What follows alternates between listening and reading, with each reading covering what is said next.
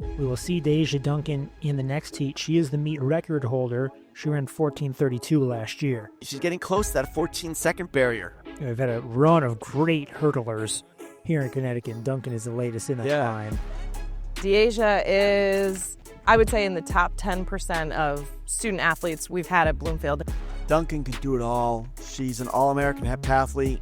Being a heptathlete, she has to be super focused because she has to do basically all of the events. And on top of that, she's just an amazing hurdler. So a lot of training, a lot of different workouts. She's going for the state record in the 400 hurdles and the 300 hurdles, but she could have her name all over the state record board. For me, it kind of feels like field day, and I always say that. Like, I love going to the events because I feel like it's something that came natural to me. And look at her. This is greatness here. She's definitely a competitor. I mean, she always has been. On the track, just sets the tone for the underclassmen. We're underway with Duncan in the lead. Adjamang into second, but no surprise, it's all about D'Asia Duncan, and she wins it again.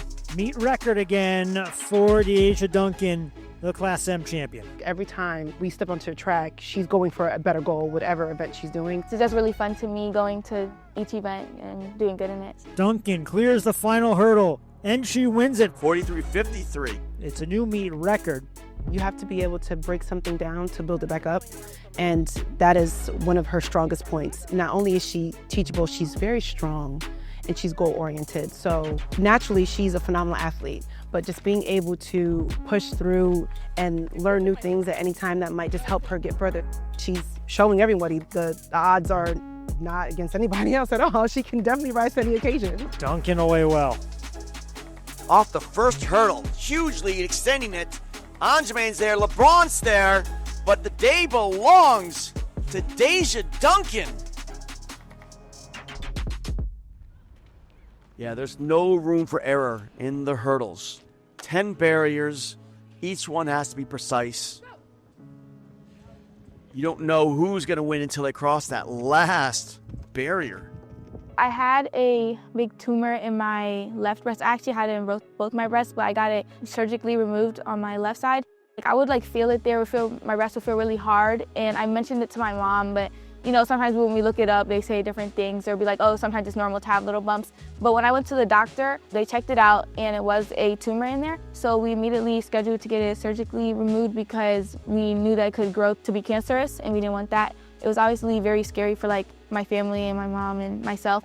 We had a lot of tears and everything, hoping that it wasn't cancerous.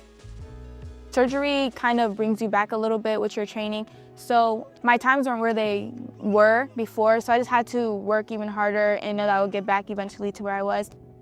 So mentally, I just had to remind myself that I'm gonna be fine and that the bigger problem was gone. Nobody ends up in this final heat by mistake. These are the fastest girls in Connecticut. Just heartbreaking for the moment, but she's bounced back from it, and I love that she ended up turning it into something that she wanted to help and almost give back. I've been advocating for it since because it was such a scary moment. She works with a lot of cancer research foundations and uses her platform and her following to promote, breast cancer can happen even at a young age. She knows what she's been through and what others are going through, and she likes to use her platform to basically fundraise and give back if she can. At the school, she sort of takes over October. We've had bake sales, dress down days, pajama days, things of that nature that she's organized with the team and set up basically fundraising efforts. We've sent money to Susan G. Komen and the Cancer Society. It was her vision and her leadership every day in the school bringing that awareness to our community. It's amazing. It keeps driving me to move forward, knowing that there's people who want the best for me and who have been there for years, and I just love that. These are performances we're beginning to expect from Duncan. She always steps up on the big stage, does what she needs for her team. She's motivated to succeed in anything she does. Just always, these are my goals, what I got to do to attain them, and she works hard every day. And it's funny, I hear the same story from all the winning coaches. They always tell their athletes, just do what you're capable of. Don't try to step up. Run your lane. Run your lane.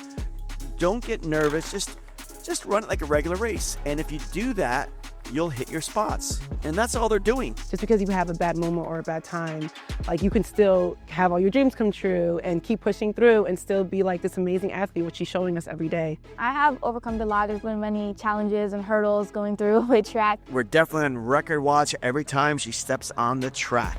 Every time before I hit the track, I know it's a mental sport. So as long as my mind is right, as long as I know I'm going to put out my best effort and do the best I can, then I'm straight. I don't really think about other things that try to distract me. I just focus on myself and do it for my times. Look at Duncan. Huge advantage right now. Coming on the home stretch, Duncan is just putting the hammer down, making this a total another level of performance for this junior. Looks like Eastman Grossel's not out there. D'Asia Duncan with a big win. D'Asia Duncan, the double champion. Bloomfield once again proving that they are the class of Connecticut.